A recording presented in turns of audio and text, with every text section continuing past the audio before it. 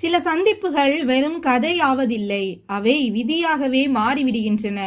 சில கதைகள் வார்த்தைகளால் தொடங்காமல் மௌனத்தால் தொடங்குகின்றன. சில காதல்கள் வெளிப்படுத்துவதால் பிறப்பதில்லை, அவை பார்வைகளால் பிறக்கின்றன. இந்த கதையும் அப்படிப்பட்ட ஒன்றுதான். இங்கே இரு இதயங்கள் இணையவில்லை, ஆனால் மோதிக்கொண்டன. அந்த மோதலுக்குள்ளேயே வாழ்நாள் முழுமைக்குமான வழி ஒளிந்திருந்தது. அது ஒரு சிறிய நகரம். அங்கே ஒவ்வொரு காலையும் மசூதியின் அசான் சத்தத்திற்கும் கோவிலின் மணி ஓசைக்கும் நடுவே வாழ்க்கை மெல்ல மெல்ல விழித்து கொள்ளும். சாலைகள் நன்கு அறிமுகமானவை, முகங்கள் தினமும் பார்க்கக்கூடியவை. ஆனாலும் ஒவ்வொருவரும் உள்ளுக்குள் தனிமேல்தான் இருந்தனர்.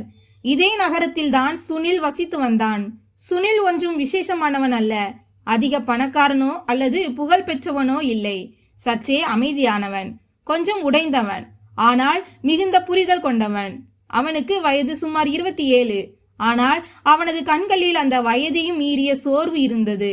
வாழ்க்கை நாம் விரும்புவதை எப்போதும் தருவதில்லை என்பதை சுனில் சிறுவயதிலேயே கற்றுக்கொண்டான். தந்தை சீக்கிரம் இறந்து விட்டார். தாய் தையல் வேலை செய்து அவனை வளர்த்தார்.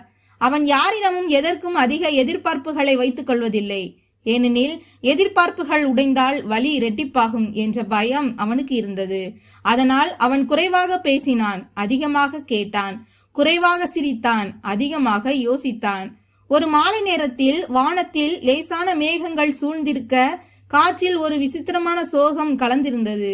சுனில் தனது வீட்டின் மொட்டை மாடியில் நின்று கொண்டிருந்தான். எதிரே இருந்த வீட்டின் மாடியில் துணிகள் காய்ந்து கொண்டிருந்தன. அப்போதுதான் அவன் அவளை பார்த்தான், முதல் முறையாக. அவள் பெயர் சாரா. சாரா மொட்டை மாடிக்கு வந்தாள். கூந்தலை முடிந்து கொண்டே ஒரு மெல்லிய புன்னகை, எளிமையான சுடிதார், கண்களில் நேரடியாக இதயத்தை தொடும் ஏதோ ஒன்று. சுனிலின் பார்வை அறியாமலேயே அவள் மீது நிலைத்து நின்றது. சாரா நிமிர்ந்து பார்த்தபோது இருவரின் பார்வைகளும் ஒரு கணம் மோதி கொண்டன. அந்த ஒரே ஒரு கணம்தான். ஆனால் அந்த நொடியில் ஏதோ ஒன்று உடைந்தது, ஏதோ ஒன்று இணைந்தது. சுனில் உடனே பார்வையை திருப்பிக் கொண்டான். இதயம் பலமாக துடிக்க தொடங்கியது. அது என்னவென்று அவனுக்கு புரியவில்லை. பயமா, தயக்கமா, அல்லது வேறு ஏதாவதா? சாராவும் லேசாக புன்னகைத்துவிட்டு உள்ளே சென்றாள். ஆனால் சுனில் அங்கேயே நின்றிருந்தான். அன்று இரவு சுனிலால் தூங்க முடியவில்லை. மீண்டும் மீண்டும் அதே முகம் அவனது கண்களுக்கு முன்னால் வந்து சென்றது. அவன் தனக்குத்தானே சொல்லிக் கொண்டான், சுனில், இது வெறும் ஒரு பெண் தான். தினமும் பார்க்கத்தான் போகிறாய், இவ்வளவு யோசிக்காதே என்று. ஆனால் இதயம் எங்கே கேட்கிறது? அடுத்தடுத்த நாட்களில் சாரா அவனுக்கு அடிக்கடி தென்பட்டாள். சில நேரங்களில் மொட்டை மாடியில், சில நேரங்களில் முற்றத்தில், சில நேரங்களில் கதவு வழியாக பார்ப்பாள். அவர்களுக்குள் பேச்சு எதுவும் இல்லை. ஆனால் பார்வைகள் தினமும் சந்தித்து கொண்டன. ஒவ்வொரு பார்வையும் எதையோ ஆழமாக்கி கொண்டிருந்தது. இந்த பாசம் காதலை வெளிப்படுத்துதலோ அல்லது அரட்டையோ அலைபேசி அழைப்புகளோ இல்லை, வெறும் மௌனம் மட்டுமே இருந்தது. சுனில் ஒவ்வொரு மாலையும் மொட்டை மாடிக்கு வர தொடங்கினான். சாராவும் அதே நேரத்தில் அங்கே தென்படுவாள். இருவரும் எதுவும் சொல்லிக் கொள்வதில்லை, ஆனால் அனைத்தையும் புரிந்து கொண்டனர். சுனிலுக்குள் ஒரு பயம் இருந்தது. எல்லா கதைகளின் முடிவும் நன்றாக இருக்காது என்பது அவனுக்கு தெரியும். இந்த உணர்வுக்கு ஒரு பெயரை சூட்டினால் ஒருவேளை இதுவும் அவனிடமிருந்து பறிக்கப்பட்டு விடுமோ என்று அவன் நினைத்தான். அதனால் அவன் மௌனமாகவே இருந்தான். சாராவும் குறைவாக பேசும் பெண்தான். அவளது சிரிப்பில் மகிழ்ச்சியை விட பொறுமையே அதிகமாக இருந்தது. சில நேரங்களில் அவள் சுனிலை ஒரு விசித்திரமான பார்வை பார்ப்பாள். அது எப்போது பேசப் போகிறாய் என்று கேட்பது போல இருக்கும். ஆனால் சுனில் ஒவ்வொரு முறையும் பார்வையை தாழ்த்தி கொள்வான். நாட்கள் வாரங்களாகவும் வாரங்கள் மாதங்களாகவும் மாறின. இந்த மௌனமான உறவு மெல்ல மெல்ல ஆழமானது. தொடுதல்கள் இன்றி, பேச்சுக்கள் இன்றி, வாக்குறுதிகள் இன்றி அந்த உறவு வளர்ந்தது. ஆனால் ஒவ்வொரு கதையிலும் ஒரு திருப்பம் வரும், அனைத்தையும் மாற்றக்கூடிய ஒரு திருப்பம். ஒரு நாள் சுனில் ஒரு செய்தியை கேட்டான். சாராவின் வீட்டிற்கு விருந்தினர்கள் வந்திருந்தனர். அவன் காதில் விழுந்த அந்த விஷயம் முதல் முறையாக அவன் இதயத்தில் ஒரு விரிசலை ஏற்படுத்தியது. அந்த விரிசல் ஒரு நாள் ஒரு பெரும் சுவராக மாறும் என்று சுனிலுக்கு அப்போது புரியவில்லை. காதலுக்கும் வாழ்க்கைக்கும் இடையே நிற்க போகும் ஒரு பெரும் சுவர் அது. சில செய்திகள் காதுகளில் விழுவதில்லை, நேரடியாக இதயத்தில் இறங்குகின்றன. சில பயங்கள் வெளியே தெரிவதில்லை, ஆனால் உள்ளுக்குள் அனைத்தையும் முழுக்கி விடுகின்றன. சுனிலுக்கும் அப்படிதான் நடந்தது. அன்று சுனில் தாமதமாக வீடு திரும்பினான். தெருவில் ஒரு விசித்திரமான பரபரப்பு இருந்தது. சாராவின் வீட்டின் வெளியே பல வாகனங்கள் நின்றிருந்தன. சிரிப்பு சத்தங்கள் கேட்டுக்கொண்டிருந்தன. சுனில் முதலில் அதை கவனிக்கவில்லை. ஆனால் அப்போது பக்கத்து வீட்டு பெண்மணி ஒருவரிடம் சொல்லிக் கொண்டிருந்தார். பெண் நல்லவள், மாப்பிள்ளையும் வெளியூர்காரர்தான், விரைவில் நிச்சயமாகிவிடும் என்று. அவ்வளவுதான். சுனிலின் கால்கள் அப்படியே தரை தட்டி நின்றன. அவன் அந்த முழு வாக்கியத்தையும் கேட்கவில்லை. ஆனால் கேட்டது அவனுக்கு போதுமானதாக இருந்தது. அவன் நெஞ்சு பாரமானது. மூச்சு விடுவது கடினமாக தோன்றியது. ஒருவேளை நான் அதிகமாக யோசிக்கிறேனோ என்று தனக்குத்தானே சொல்லிக் கொண்டான். ஆனால் இதயம் ஏற்கனவே பயந்து விட்டது. அன்று மாலை சுனில் மீண்டும் மொட்டை மாடிக்கு சென்றான். உள்ளுக்குள் ஒரு சிறு நம்பிக்கை இருந்தது. ஒருவேளை சாரா வந்தால் எல்லாம் சரியாகிவிடும் என்று. சிறிது நேரம் கழித்து சாரா வந்தாள். ஆனால் இன்று அவள் வேறொருத்தி போல தெரிந்தாள். அவளது கண்களில் முன்பிருந்த அந்த அமைதி இன்று இல்லை. சாரா சுனிலை பார்த்தாள். சுனிலும் அவளை பார்த்தான். ஆனால் இந்த முறை பார்வைகள் மோதி நிலைக்கவில்லை. இருவரும் உடனே பார்வையை திருப்பிக் கொண்டனர். அந்த தருணத்தில் இருவருமே ஏதோ ஒன்றை இழந்து விட்டனர். சுனிலின் மனதில் நூற்றுக்கணக்கான கேள்விகள் இருந்தன. அவளுக்கு திருமணம் நிச்சயமாகிறதா? நான் மிகவும் தாமதித்து விட்டேனா? இது வெறும் என் ஒரு பக்க காதல் தானா? ஆனால் அவனால் எதையும் கேட்க முடியவில்லை. ஏனெனில் பதிலை காட்டிலும் தான் உடைந்து போய்விடுவோமோ என்ற பயமே அவனிடம் அதிகமாக இருந்தது. சாரா இன்றும் அமைதியாக இல்லை. அவள் வீட்டில் திருமண பேச்சுவார்த்தை நடந்து கொண்டிருந்தது. அவளுடைய தாயின் கண்களில் எதிர்பார்ப்பு இருந்தது. தந்தையின் குரலில் ஒரு முடிவு தெரிந்தது. சாரா அனைத்தையும் மௌனமாக பார்த்து கொண்டிருந்தாள். வீட்டிலுள்ள பெரியவர்கள் முன் தனது மௌனமே தனது கௌரவமாக கருதப்படும் என்பதை அவள் அறிந்திருந்தாள். அன்று இரவு சாரா மொட்டை மாடியில் வெகுநேரம் அமர்ந்திருந்தாள். சுனில் ஏதேனும் சொல்வான், எதுவாக இருந்தாலும் பரவாயில்லை என்று அவள் எதிர்பார்த்தாள். ஆனால் சுனில் அமைதியாகவே இருந்தான். சாராவின் மனதில் ஒரு கேள்வி நிரந்தரமாக தங்கிவிட்டது. உண்மையிலேயே அவனுக்கு அக்கறை இருந்திருந்தால் அவன் பேசியிருப்பான் அல்லவா? அன்று இரவு இருவருமே உறங்கவில்லை. வெவ்வேறு மொட்டை மாடிகளில் அமர்ந்தபடி இரு உடைந்த இதயங்கள் ஒரே வானத்தை பார்த்து கொண்டிருந்தன. ஆனால் இப்போது வானம் முன்பு போல் இல்லை. அடுத்த நாள் சாரா மொட்டை மாடிக்கு வரவில்லை. அதற்கு அடுத்த நாளும் அப்படியே. சுனில் தினமும் மாலையில் மாடிக்கு செல்வதும் ஏமாற்றத்துடன் திரும்புவதுமாக இருந்தான். அவனது மௌனமே இப்போது அவனை வதைக்க தொடங்கியது. நாட்கள் மெல்ல மெல்ல கடந்து சென்றன. சுமையாகவும் மாறின. சுனில் தனது வேலையிலும் கவனம் செலுத்த முடியாமல் தவித்தான். பார்க்கும் ஒவ்வொரு முகத்திலும் அவன் சாராவையே கண்டான். ஆனால் அவள் எங்கும் இல்லை. ஒரு மாலை வேளையில் சுனிலின் தாய் சொன்னார், மகனே, அந்த எதிர் வீட்டில் உள்ள பெண்ணுக்கு திருமண பேச்சுக்கள் நடக்கின்றன. நல்ல குடும்பம் போல தெரிகிறது. சுனில் எதற்கும் பதில் சொல்லவில்லை.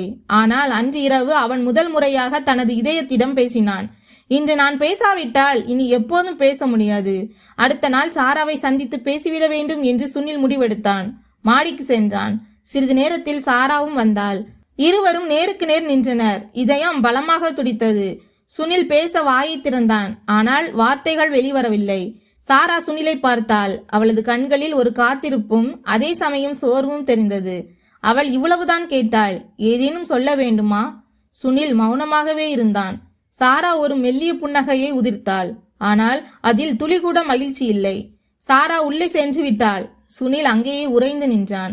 சில உறவுகள் உருவாவதற்கு முன்பே உடைந்து போகின்றன என்பதை அந்த நொடியில் அவன் உணர்ந்தான். இது அவன் செய்த மிகப்பெரிய தவறு என்பது சுனிலுக்கு தெரியாது. தான் செல்லும் பாதை தன்னை எங்கே கொண்டு சேர்க்கும் என்பது சாராவுக்கும் தெரியாது. சில முடிவுகளை நாம் எடுப்பதில்லை, காலமே எடுக்கிறது. காலம் முடிவெடுத்து விட்டால் காதல் வெறும் வேடிக்கை மட்டுமே பார்க்க முடியும். அன்று காலை சுனில் மிகுந்த பாரத்துடன் கண் விழித்தான். இதயம் மிகவும் கனமாக இருந்தது. இரவு முழுவதும் நெஞ்சில் யாரோ கல்லை வைத்திருந்தது போன்ற உணர்வு. அலைபேசியை பார்த்தான். மெசேஜ் எதுவும் இல்லை. மிஸ்டு கால் எதுவும் இல்லை. அந்த எதிர் வீடு அமைதியாக இருந்தது. ஆனால் அந்த அமைதிக்குள் ஒரு புயல் ஒளிந்திருந்தது. சாரா முற்றத்தில் அமர்ந்திருந்தாள். வீட்டில் தேநீர் வாசனை, விருந்தினர்களின் சத்தம், திருமண பேச்சுக்கள். மாப்பிள்ளை அரசு வேலையில் இருக்கிறார். நல்ல குடும்பம், பெண்ணின் அதிர்ஷ்டம் பிரகாசிக்கப் போகிறது. ஒவ்வொரு வார்த்தையும் சாராவின் காதுகளில் விழுந்து இதயத்தில் தைத்தது. அவளது வீட்டில் காதலை விட நம்பிக்கையே முக்கியமானது என்பது அவளுக்கு தெரியும். அந்த நம்பிக்கை என்பது வீட்டின் பெரியவர்கள் எடுக்கும் முடிவுக்கு கட்டுப்படுவதாகும். அவள் ஒருபோதும் தனது விருப்பத்தை சொல்லியதில்லை. அவள் ஒருபோதும் அழுததில்லை. மெல்ல மெல்ல தன்னைத்தானே தேற்றி கொண்டாள். அங்கே சுனில் வேலையில் இருந்தான். ஆனால் அவனது சிந்தனை எங்கோ இருந்தது. ஒவ்வொரு சத்தமும் சாரா தன்னை அழைப்பது போலவே அவனுக்கு தோன்றியது. அவனது கைகள் நடுங்கின. இன்று ஏதாவது செய்தே தீர வேண்டும் என்று தனக்குள்ளேயே சொல்லிக் கொண்டான். மதிய வேளையில் சுனில் வீடு திரும்பினான். அந்த எதிர் வீட்டின் முன் மீண்டும் வாகனங்கள் நின்றன. இந்த முறை அலங்காரங்களும் இருந்தன. வாசலில் வாழை இலைகள் கட்டப்பட்டிருந்தன. உள்ளே சிரிப்பு சத்தம். இப்போது அவனது சந்தேகம் உறுதியாகிவிட்டது. இன்று பெண் பார்க்க வந்திருக்கிறார்கள். ஒருவேளை நிச்சயம் ஆகிவிடும் என்று தன் தாயின் மூலம் சுனில் கேள்விப்பட்டான். அந்த வார்த்தைகள் ஒரு சுத்தியலை போல அவன் இதயத்தில் விழுந்தன. அவன் அமைதியாக தன் அறைக்கு சென்றான். கண்ணாடியில் தன்னை பார்த்தான். கண்களில் காதல் இருந்தது, ஆனால் துணிச்சல் இல்லை. நான் மட்டும் கொஞ்சம் தைரியமாக இருந்திருக்கலாம் என்று தனக்குள்ளேயே சொல்லிக் கொண்டான். மாலை வேளையில் சாரா மொட்டை மாடிக்கு வந்தாள். ஒருவேளை இதுவே கடைசி முறையாக இருக்கலாம். அவள் சுற்றிலும் பார்த்தாள். சுனில் அங்கே இல்லை. அவளது இதயத்தில் ஏதோ ஒன்று உடைந்தது. அவன் இன்று கூட வரவில்லை என்றால் ஒருவேளை அவனுக்கு என் மீது அக்கறை இருந்திருக்காது என்று சாரா நினைத்தாள். அவள் கண்கள் கலங்கின. ஆனால் அவள் அழவில்லை. கீழே திருமணம் நிச்சயமாகிவிட்டது. தாய் அவளது நெற்றியில் கை வைத்து இனி எல்லாம் சரியாகிவிடும் என்றார். சாரா மெதுவாக தலையசைத்தாள். அவளுக்குள் ஏதோ ஒன்று நிரந்தரமாக மௌனமானது. அதே சமயம் சுனில் மாடிக்கு வந்தான். ஆனால் காலம் கடந்து விட்டது. சாரா உள்ளே சென்று விட்டாள். அவளுடன் ஒரு முழு வாழ்க்கையும் உள்ளே சென்று விட்டது. அடுத்த நாள் சாரா வீட்டை விட்டு வெளியேறினாள். சில நாட்களுக்கு உறவினர் வீட்டிற்கு சென்றாள். சுனில் இந்த செய்தியை வேறொருவர் மூலம் கேள்விப்பட்டான். அவன் எதுவும் சொல்லவில்லை. ஆனால் அன்றுதான் முதல் முறையாக அழுதான். மாடியில் தனியாக நின்றபடி சத்தமின்றி அழுதான். சில காதல்கள் விதியில் இல்லை என்பதை அவன் புரிந்து கொண்டான். இந்த பிரிவு இன்னும் முழுமையடையவில்லை என்பது சுனிலுக்கும் தெரியாது. இனி நடக்கப் போவது இதைவிடவும் வேதனையாக இருக்கும் என்பது சாராவுக்கும் தெரியாது. பிரிவு என்பது யாரோ ஒருவர் சென்று விடுவது மட்டுமல்ல. கண்ணுக்கு முன்னால் எல்லாம் அப்படியே இருந்தாலும் உள்ளுக்குள் எதுவும் முன்பு போல் இல்லாமல் இருப்பதே நிஜமான பிரிவு. சுனிலும் சாராவும் இப்போது ஒன்றாக இல்லை. ஆனால் பிரியவும் முடியவில்லை. சாரா சென்ற பிறகு அந்த எதிர் வீடு அமைதியாக விடவில்லை. மக்கள் வந்து போய் கொண்டிருந்தனர். சிரிப்பு சத்தமும் கேட்டது. ஆனால் சுனிலுக்கு அந்த வீடு ஒரு மயானம் போல தோன்றியது. சாரா எப்போது ஜன்னல் வழியாக பார்ப்பாளோ என்று ஒவ்வொரு காலையிலும் அவன் அதே ஜன்னலை பார்த்து கொண்டிருந்தான். இப்போது அங்கே திரைச்சீலைகள் கூட அசைவதில்லை. நாட்கள் கடந்தன. திருமண தேதியும் குறிக்கப்பட்டது. அந்த பெண்ணின் அதிர்ஷ்டம் திறந்துவிட்டது என்று அந்த பகுதி முழுவதும் பேச்சு பரவியது. ஆனால் ஒருவன் ஒவ்வொரு நாளும் கொஞ்சம் கொஞ்சமாக செத்து கொண்டிருப்பதை யாரும் கவனிக்கவில்லை. சுனில் இப்போது முன்பு போல் இல்லை. வேலைக்கு செல்வான், ஆனால் மனம் அங்கே இருக்காது. நண்பர்களுடன் இருந்தாலும் தனிமையை உணர்வான். இரவில் அவனுக்கு தூக்கம் வருவதில்லை. தூக்கம் வரும்போதெல்லாம் கனவில் சாரா வந்து விடுவாள். ஒவ்வொரு கனவும் இப்போது ஒரு தண்டனையாக மாறியிருந்தது. சில நேரங்களில் சாரா சிரித்து கொண்டிருப்பது போல தெரியும்.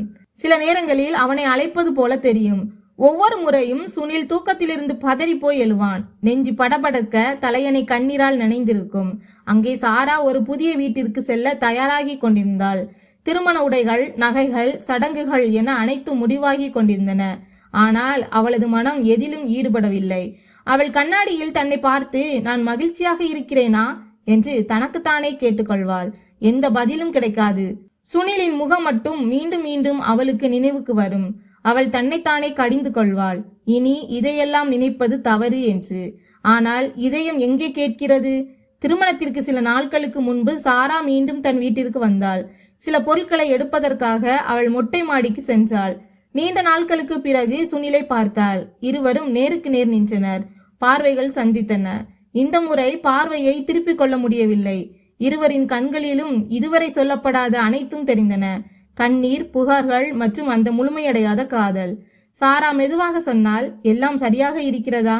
சுனில் சில நொடிகள் அமைதியாக இருந்தான். பிறகு சொன்னான், எல்லாம் சரியாக இருந்திருந்தால் நீ இங்கே இருந்திருக்க மாட்டாய். சாராவின் கண்கள் கலங்கின. அவள் சொன்னாள், நான் காத்திருந்தேன். சுனிலின் குரல் நடுங்கியது. நான் பயத்தை தேர்ந்தெடுத்து விட்டேன். இருவரும் மௌனமானார்கள். சுனில், என்னை மன்னித்து விடு என்றான். சாரா தலையசைத்தாள். மன்னிப்பதற்கு கூட இனி எதுவும் மிஞ்சவில்லை. இந்த வார்த்தைகள் சுனிலை உடைத்து விட்டன. சாரா அங்கிருந்து செல்ல தொடங்கினாள்.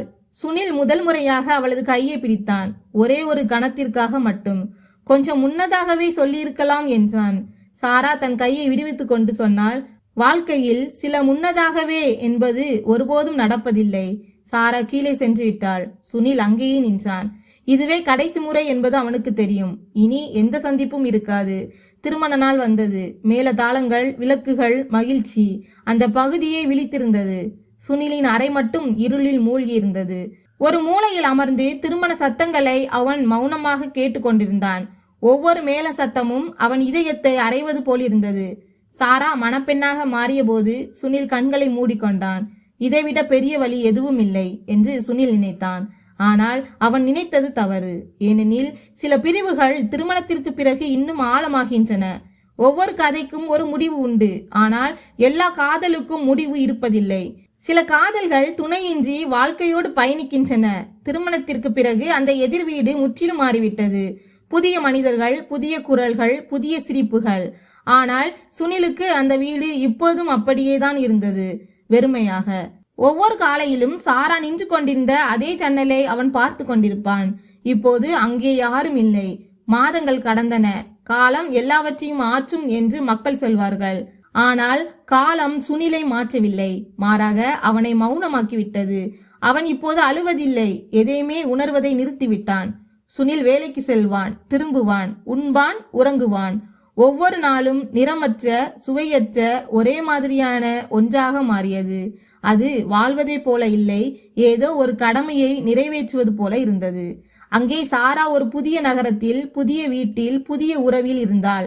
மக்கள் அவளிடம் மகிழ்ச்சியாக இருக்கிறாயா என்று கேட்கும்போது அவள் புன்னகைப்பாள்.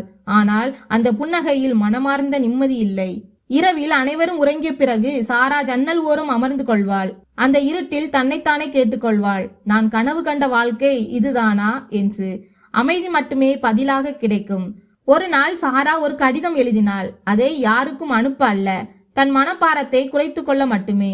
சில உறவுகள் ஒருபோதும் தவறானவை அல்ல, அவை காலத்திற்கு முன்பே கிடைத்து விடுகின்றன என்று அதில் எழுதினாள். அந்த கடிதத்தை அவள் அலமாரியில் வைத்துவிட்டாள். சுனில் தன்னை தேற்றிக்கொள்ள பலமுறை முயற்சி செய்தான். திருமணம் செய்து கொள், எல்லாம் சரியாகிவிடும் என்று நண்பர்கள் கூறினர். ஆனால் ஏற்கனவே ஒருவருக்கு இடமளித்த இதயத்தில் இன்னொருவர் குடிவர முடியாது என்பதை சுனில் அறிந்திருந்தான். ஒரு நாள் சாராவுக்கு உடல்நிலை சரியில்லை என்ற செய்தி சுனிலுக்கு கிடைத்தது. உயிருக்கு ஆபத்து இல்லை என்றாலும் அவள் மிகவும் பலவீனமடைந்து விட்டாள். சுனிலின் இதயம் மீண்டும் ஒரு முறை துடித்தது. மன போராட்டத்திற்கு பிறகு அவளை ஒரே ஒரு முறை சந்திப்பதென முடிவெடுத்தான். அவன் மருத்துவமனைக்கு சென்றான். இதயம் பலமாக துடித்தது. சாரா கட்டிலில் அமர்ந்திருந்தாள். களைப்பாகவும் பலவீனமாகவும் இருந்த அவளுக்கு முன்னால் சுனில் நின்றான். இருவரும் சில நொடிகள் ஒருவரை ஒருவர் பார்த்து கொண்டே இருந்தனர். சாரா மெதுவாக கேட்டாள், எப்படி இருக்கிறாய்? சுனில் சொன்னான், உயிரோடு இருக்கிறேன். சாராவின் கண்கள் கலங்கின. அவள் சொன்னாள், நீ மகிழ்ச்சியாக இருக்க வேண்டும் என்று நான் விரும்பினேன். சுனில் ஒரு மெல்லிய புன்னகையுடன் சொன்னான், நானும் தான். சாரா சொன்னாள், சில காதல்கள் விதியில் இருப்பதில்லை. அதற்கு சுனில், ஆனால் அந்த காலம்தான் வாழ்நாள் முழுவதும் நம்மை மனிதர்களாக உணர வைக்கின்றன என்று பதிலளித்தான். சுனில் எழுந்து நின்றபடி, நான் கிளம்பட்டுமா என்று கேட்டான். சாரா தலையசைத்தாள். ஆனால் கிளம்பும்போது சுனில் சொன்னான், எப்போதாவது இந்த உலகம் உனக்கு சுமையாக தோன்றினால். சாரா அந்த வாக்கியத்தை பூர்த்தி செய்தாள். அப்போது நினைவு கூர்வேன், என்னை அடையாவிட்டாலும் எனக்காகவே ஒருவன் இருந்தான் என்று. சுனில் மருத்துவமனையிலிருந்து வெளியே வந்தான். வானம் தெளிவாக இருந்தது.